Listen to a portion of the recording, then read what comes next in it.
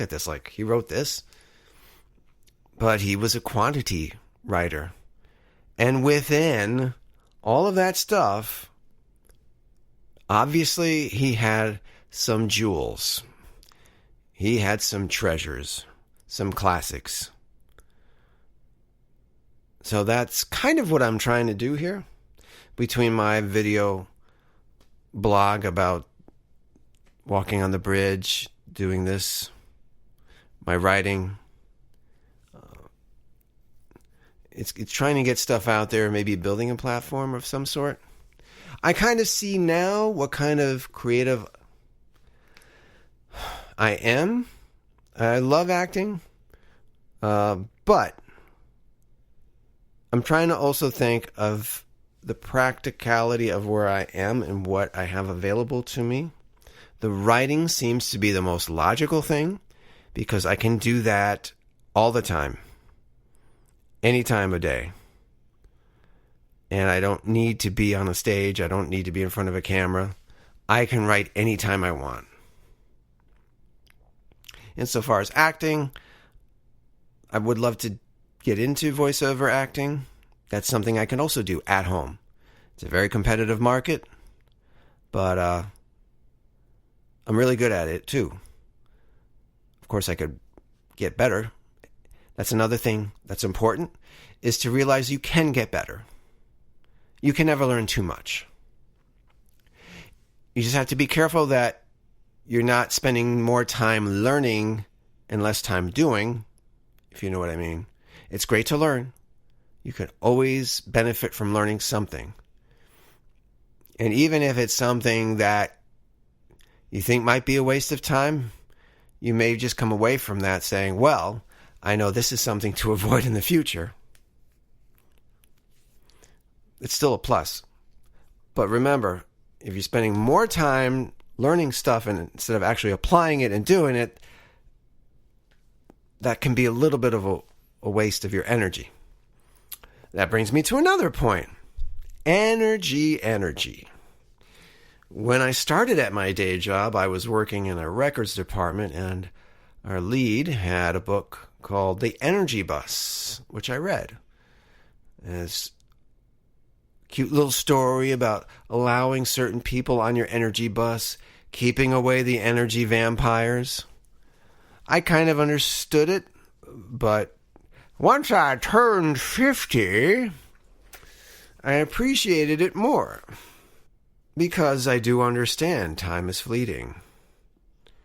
You have so many hours in a day. You have so many hours in a week, in a month, in a year.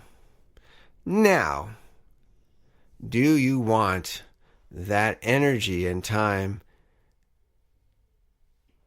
being sucked away from you by something or someone? Do you? I don't. And I've allowed myself, even after I realized that, to have my energy sucked away by others. I allowed them to take away my precious energy. Even if it's for a few minutes, it's still energy I could have used doing something else instead of dealing with their BS. And it's even yourself. You know, you go through a lot. Your energy can be drained throughout the day. I've learned some new techniques on how to maintain levels here and there. Like, this may seem like a shock to many, but there is a whole thing about taking a cold shower in the morning. I did not think I'd be able to do it, but I have.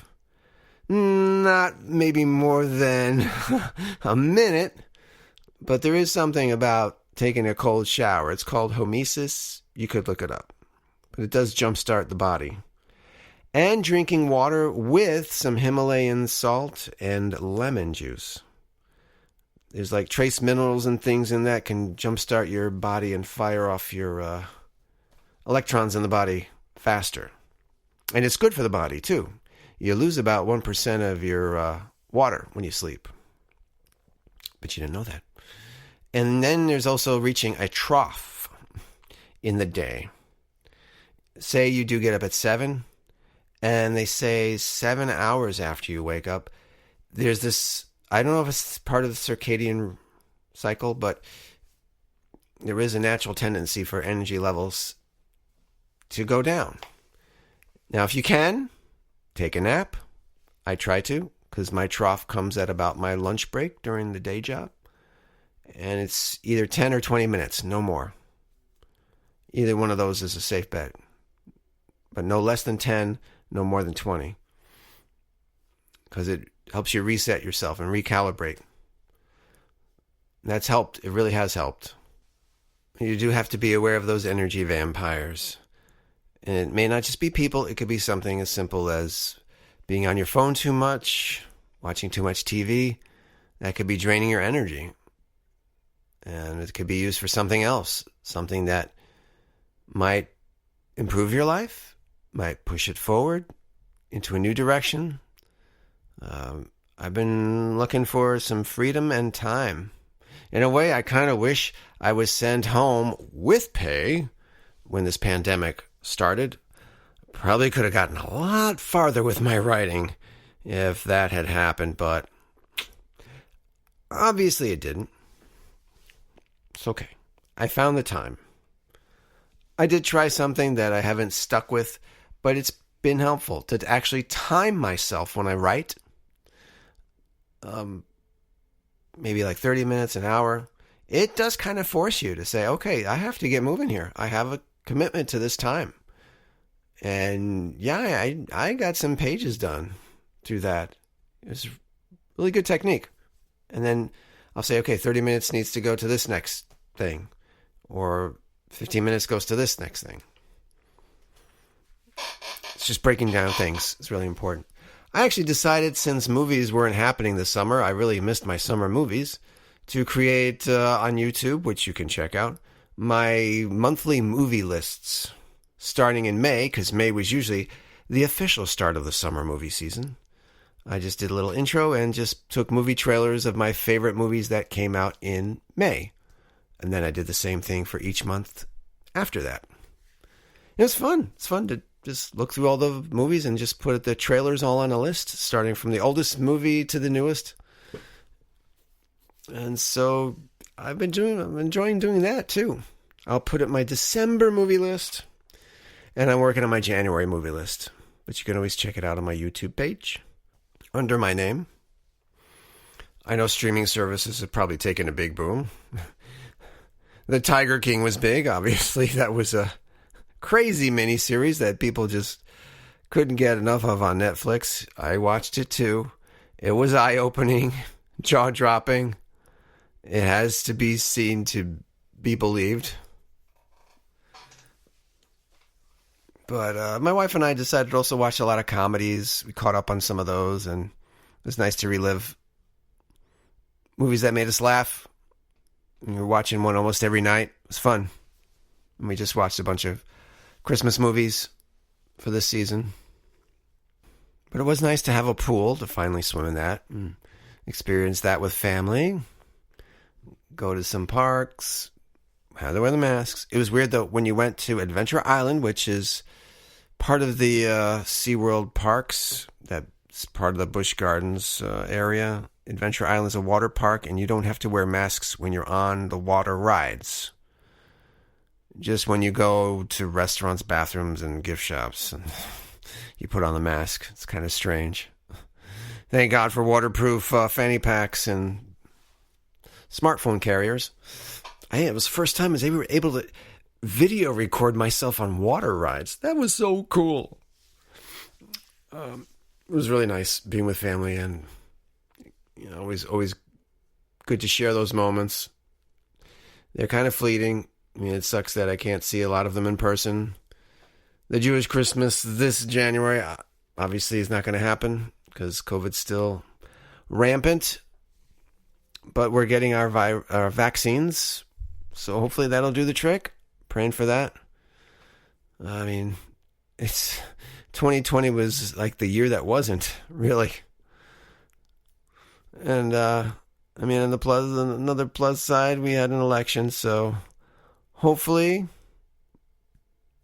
once our new president is inaugurated, we can move on, work together, and rebuild. just have to remember, everybody, we got to put in some effort too. A lot of it does depend on whoever's our elected president and his staff, the people that work with him. But we do have to do our part. You know, people complain about healthcare and stuff like that. Take care of your bodies a little more. Stop eating a lot of sugary stuff, a lot of flour. Balance your diet. Do some exercise. Get out and walk. Even like simple things. If you're stuck at a desk, if you can get up and just maybe go to the bathroom or walk around somewhere. Sitting for too long is really bad for your body. And even something as simple on your computers, if there's like the blue light thing, I have mine set to change after like 9 p.m. to like a blue light filter. So this way it's getting me ready for nighttime mode. I didn't even know that was something. But it's really helpful. Helps me sleep a little better. Got to get your sleep too. I try to do 7.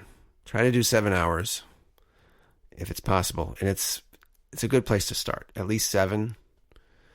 Obviously, they want you to do 8, but try to get in that amount at least. You can. Hey, meditate too, if you can. Sometimes my naps may turn into a meditation where I'm just there breathing and relaxing and just being. Because you can't constantly be on the phone. You can't constantly be engaged. Your mind needs to take a break. It really does. And I didn't think I'd be a walker.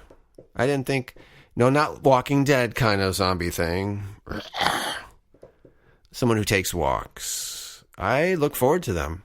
It really bums me out if it's my break and it's raining outside. Like, son of a gun. Yeah, I know I can walk around the building, but I have to walk around the building with a mask on. And it's not the same. It really is important to get outside. To be inside and all that, it's not good. Your body needs that sunlight. It really does. And the fresh air. It really does. It helps keep you moving and invigorated. And I feel it. I mean, especially just even walking on that bridge is really nice to get away from it and just be on a bridge. I marvel at the construction of that thing, too. Something you take for granted, but all the effort it had to make a bridge, to make sure it goes deep enough into the ground and it supports you. It's high enough off the ground. It could withstand the elements. Quite a piece of construction and creativity. People just take that for granted. And, this is the year not to take things for granted. Because they can be taken away. Just a simple thing going food shopping is strange because you have to wear a mask. And hours have changed, and the way you fly, I didn't get to fly anywhere this year. Because, you have to stay in quarantine for 2 weeks. And once again, while you're on the plane, you got to wear the mask. So, it's better off not doing it. That's been this year. So, yeah. 2020, the year that wasn't? It still happened. I mean, here we are. It's just been probably the most bizarre and strange year of all our lives. I've never experienced anything like this, ever. And I'm sure just about everybody else can say the same thing. But what have I learned? Well, I turned 50. Which means I feel I don't have to put up with as much crap as I used to. There's some freedom in that. It does kind of hit me that, yeah, that's a pretty big year to reach. But, yeah, time is fleeting. This has been 2 years since my mom passed. She passed December 16th, so thinking about that again and talking with my sister about it, it just keeps you aware that you have to do something. You have to put in some effort into something other than yourself. Become better at something that you really want to do. Because you could die tomorrow. Plain and simple. I'm thankful that I haven't had to experience too many personal deaths this year.